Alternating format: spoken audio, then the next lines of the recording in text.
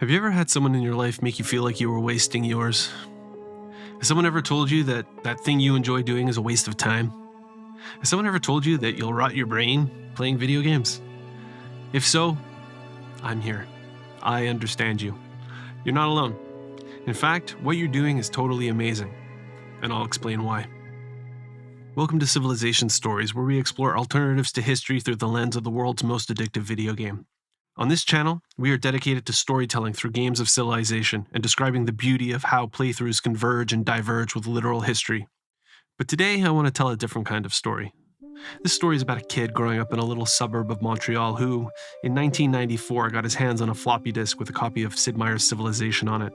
This kid and his best friend booted up the game, started building granaries and city walls, did battle with the rival civilizations, and tried to build the pyramids, which allowed us to switch to a democracy way earlier than should have been allowed. The next thing we knew, it was morning, and my mother was carting us off to church, bleary-eyed and disinterested like we just smoked a little bit too much ganja. In 1996, I saved up my money mowing lawns and bought Civilization 2. The game came on discs that you loaded onto the hard drive of your PC. The Civilopedia was an actual physical book that came with the game. I read it in the car as I got carted off from one extracurricular activity to another that my parents had signed me up for. The preferred strategy in Civilization back then was to beeline toward building Darwin's voyage for the two free technologies. You could actually choose the two free technologies you got if you built it. If you timed it right and had the prerequisites for automobile, well then, game over. Whoever could get battleships out first could usually win the game. In 2001, my buddy and I played hot seat games of Civ 3 in my parents' basement. That's where they introduced the statue of Zeus, which became our priority build every game. Then my life got a little bit tough. I became an adult. I was expected to do adult stuff like get a job and forge relationships founded on alcohol and not a video game. As a kid, I liked a lot of stuff. I even liked school, and I was pretty good at it too. I was a pretty darn good athlete. I even played varsity soccer in university and competed at national championships.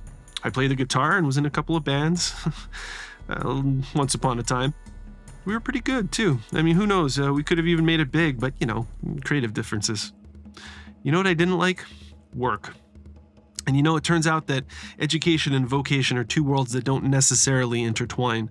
Truth be told, there aren't a lot of decent jobs for competent, well-intentioned, spirited individuals with backbone. That's why a lot of parents steer their children down safe paths towards jobs where there's always opportunity and a steady paycheck, which it turns out is a pretty important thing when it comes to early adult happiness. But they don't tell you that it involves selling your soul and casting aside your dreams they're all too quick to nurture when you're just a kid. I even remember having an HR rep once tell me, mid-interview, when I was desperate for any kind of work because I needed to, pay rent and eat for God's sake, that they didn't think that the job I was interviewing for would interest someone with my resume. Why the hell did you design a job that wouldn't interest someone? Why are you the way that you are? I know that there are boilerplate things that companies just need to get done, but that's a human being you're asking to do that job. At least attach something to the main task to keep someone invested in the work and in your company. Don't just stare at them with that jury look of faux sympathy as if to say, you seem like a really nice guy, just not the nice that we're looking for. So my mid-20s and mid-30s were characterized by my working odd jobs and staring into my PC with various Craigslist and job search tabs open. But you can't look for work all day. So while people I knew were at regular jobs, I played Civ 4. I didn't have a lot of money back then, but I went to the computer store where they sold games. Remember those? And I handed over what I had earned and bought the last of the physical disc Civilization games and loaded it onto my computer. I got pretty good at it. I played mostly on Emperor for a challenge, King for a casual game. I played Warlords and Beyond the Sword. The Apostolic Palace was maybe my favorite addition to that game. I liked playing as Catherine the Great because it was easy to build settlers and her creative leader trait meant that the borders of her cities would culture pop quickly. Charlemagne was another favorite. They had a great unique unit. But oh man, Justinian and the Cataphract unit, that was fun. There was a war on terror still going on at that time, in the actual real world. Remember that? And then there was a massive economic downturn. Again, I'm talking about the actual real world. I'd been mired in my own economic downturn for years, so I barely noticed. But all that to say that there was a lot of important stuff going on in the real world. And while I was mostly busy doing something that wasn't all that important, I have to say it kept me happy and emotionally invested while I was locked out of the things that were. My desktop turned into a laptop and a Windows machine into a Mac. All the programs changed, but I found a way to hang on to Civ 4. The only way I was able to pay for that laptop was through student loans that were available if I returned to school, which I did just to have an apartment and electricity. Important stuff. The idea was that I would be able to use this computer to be productive and contribute to the economy. Again, important stuff. Needless to say, the first thing I made sure that it could do was that it would be able to run Civ 5 when it came out. Funny enough, though, after some late nights, a few space race victories, and a couple of blown job interviews later, I returned to Civ 4. When I would wake up in the morning while I had my cup of coffee, why not boot up Civ 4? Got blown off by another chick? Civ 4 could cheer me up. No money and no place to go? Civ 4 is already paid for. Load her up. Did the Montreal Canadiens blow a late lead? No problem. Civ 4 will cheer me up. Things began to turn around for me economically in my mid-30s. People discovered that I had marketable skills and they actually wanted to pay me for them. It was work I didn't mind doing either, and it actually paid okay. In early 2016, I'd saved up enough money to buy a new computer. My only question for the lad at the Apple Store was, will this computer be able to run the upcoming Civilization 6? I had a steady stream of clients. All the job search tabs on my computer were closed. At the end of each workday, I cooked myself a nice meal, opened a bottle of wine, and booted up a game of Civ 6. I got pretty good at it too. I stepped up to playing on Deity and I never went back. Now that I had some spending money, I could go out on proper dates. Strange new feeling that was. I like women, luscious lips, curvy bodies, nice smell, but most of them wished I had the kind of stamina for them as I had for Civ 6, and there are parts of me that just don't have that kind of endurance. I got the travel bug real bad and became one of those newfangled digital nomads. I traveled everywhere. I went on African safari, went to the World Cup in Russia, traveled from one end of South America to the other, and even saw a whole bunch of world wonders that I learned about from, you guessed it, civilization. I drove through Scotland. Good opportunity to play as Robert the Bruce. When I was in Norway, it was time to play as Harold Hardrada. When I was in Lebanon during the revolution, sure, let's play as Dido of Phoenicia. Driving through Colombia, yep, Simon Bolivar. I went to Brazil and played as Pedro II. You get the picture. I had a lot of work, don't get me wrong, but if I was playing Civ, it meant that things were okay and my clients were satisfied. It was my reward at the end of the day for a job well done and for making my nut. And then, oh dear God, they unleashed a pandemic. Remember that god-awful thing? They said to everyone, okay, no more going outside, don't get together, don't have fun. To which the developers at Firaxis said, hold my beer. Now, vanilla Civ 6 didn't come with the Hall of Fame, but I was happy when they added it in Gathering Storm. It's the part of my experience that keeps growing with every playthrough. Shiny little medals that hang in my digital trophy room. Reminders of all the times over the last 5 years that my real life was stable enough to sit and play. I love Civ 6. I've played all the game modes, but nothing will ever be just an OG game on a continent's map. Those first 50 to 100 turns are my happy place. Sometimes I start a game with no intention of even finishing. About a year ago, when there were rumors but no official announcement about Civilization 7, I took a look at my Hall of Fame and noticed something. I was getting close to having won the game with every leader. All that was left were some of the newer leaders added during the Leader Pass expansion. I'd planned to visit Australia, but I had to cancel the trip because of the pandemic, so they were a straggler. I visited Portugal in 2017 before João had been introduced. I'm pretty sure I had won as Spain in the early days of the vanilla version before the Hall of Fame showed up, but Philip II's spot in the Pantheon remained empty, so late last year I set a goal, to win as every leader in the game on Deity difficulty. So, just one small caveat here, I play on a Mac, not a PC, and I don't use Steam. That was one of the things I hated about Civ 5 when it first came out, was being forced to play on Steam. It was buggy and it was a social thing about showing off achievements. I hated it. Anyway, the caveat here is that because I play on a Mac, I only have one persona for both Teddy Roosevelt and Catherine de Medici, and I can't play as Julius Caesar. The persona packs did not come as separate packs and weren't included in the DLCs for Mac. And as far as I know, to get Julius, you need to set up a Firaxis account and link it to your Steam account or something. I looked into it, but man, way too much work interfering with my precious time spent playing. And as I get older, yes, my time is more precious because I have less and less of it. I also have some of those more important things in my life that I didn't have way back when. Now, it's easy to think of Civilization as a competitive endeavor. It's a game that you strive to win.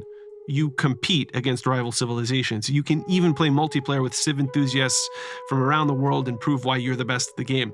But for me, playing Civ is more akin to meditation. I have never played multiplayer, nor do I really wish to. There's something about humiliating or being humiliated by another human that doesn't sit well with me. There's an element of warfare in the game, but unlike in the real world, no one actually gets hurt. According to my Hall of Fame, I've fought over 125,000 battles but sustained 0 injuries to my person or to my ego, except for maybe a sore back from sitting for too long. I've killed 14,136 units and lost 2,303, but lost 0 hours of sleep from any kind of guilty conscience. If I'm going to lose sleep, it will be in the pursuit of just one more turn. Some weeks ago, playing as Yonglei of China, on turn 313, my troops captured the Aztec capital city of Tenochtitlan, giving me a total domination victory and completing my Hall of Fame. It was my 28th domination victory to go alongside 14 culture victories, 10 diplomatic victories, 13 religious victories, and 24 science victories.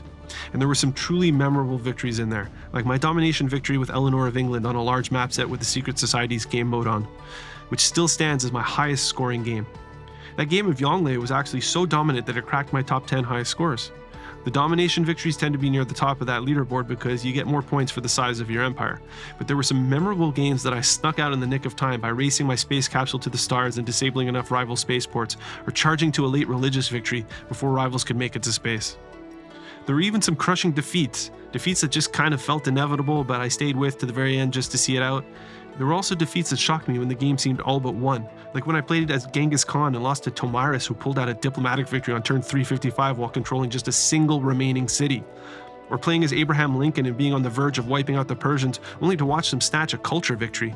Cleopatra did the same thing when I was playing as Spain a month later. You'd think I'd have learned my lesson. Okay, so you're probably saying, fine mate, we get it. You beat the game, so what? Well, I started this video by asking if you ever felt like you were wasting your life, or someone had ever made fun of you because you liked playing video games, or that doing so was a waste of time. Now, I know that video games have gone mainstream, but once upon a time, they were seen as the sanctum of the friendless fat kid. If you spent hours at the daily crossword, you were exercising your mind. If you played chess, it was semi-social and was a game played by intellectuals. But video games made you dumber, not brighter. In May of 2021, a team of German scientists ran a proof-of-concept study showing that business professionals who scored higher in the game demonstrated better skills related to problem-solving, organizing, and planning compared to those with lower scores. It turns out that those asinine HR reps were probably threatened by the kid sitting across from them that science would eventually prove ought to be judging their competencies and determining whether or not they are a useful asset or simply surplus to requirements. Since they work in HR, you kind of already have your answer right there. I hate so much about the things that you choose to be. Some weeks ago, Mark Zuckerberg came out as saying that he was prepared to take on all challengers at his favorite video game, Civilization. He went to Harvard, created Facebook, and has more money than Jesus, so he must have done something right. Right? I wonder if he can show off a complete Hall of Fame with every game won on Deity the way I can. Well, can you, Zuckerberg? Well, can you? Can anyone? I mean, I'm sure that I'm not alone, but I'm also fairly certain that I am a rare bird. In 2022, my girlfriend and I drove all the way from Cartagena, Colombia to Ushuaia in southern Argentina. It was a trip I had dreamed about for over 15 years and took us 10 months to complete. It wasn't all that important outside of the two of us. Like a coach once told me after our team suffered a particularly devastating defeat, there's a billion people in China who don't know and don't care. But we like to tell each other, we drove from Cartagena to Ushuaia and no one can take that away from us. Well, I just won as every leader in Civ 6 on Deity and no one can take that away from me. And that's what I'm really trying to say with this little essay. The people around you can tell you that something you care about isn't important, but if it's important to you, then hell, it is important. I got news for you, especially the kids who might have come this far watching this video. There's going to be more people out there telling you that you're doing the wrong thing instead of the right thing. You're going to run into trolls and haters and whatever manner of nonsense exists nowadays to push your status down and puff up someone else's. But it is sure as not going to be me. I'm here to tell you that what you do matters. Now, I'm not talking about losing touch with the outside world, giving up on your friends, or spending less time with your granny. But if it matters to you, then it's not nothing. If you can demonstrate competency at anything, then the skills required for it are transferable over to something that just might pay good money, and you just might like doing that too. Video games take skill. Civilization is not a game for kids or dumbasses. Winning on Deity requires strategy and an ability to read terrain and calculate available assets. It requires understanding that to achieve victory, you must overcome starting at a disadvantage. You must make innumerable choices, even in situations with no good options. You must memorize, coordinate, and streamline the various paths through the game, and keep track of all of the units you build and items you collect and deploy them in a sensible way that helps you win. Above all, competent civilization players must think strategically, effectively manage resources, be adaptable, possess diplomatic skills, negotiation skills, problem-solving skills, nunchuck skills, bow hunting skills, computer hacking skills, patience, attention to detail, and an in-depth understanding of the game's robust mechanics. If you've ever won a single game on Deity, then add those to your resume and add Emotional Husky as one of your references. Finally, believe in yourself and what you do. Games may not be important, but they are about enjoying life, and enjoying life is important. And remember to keep playing and making your own civilization stories, your own unique path through history. And I'll see you next time.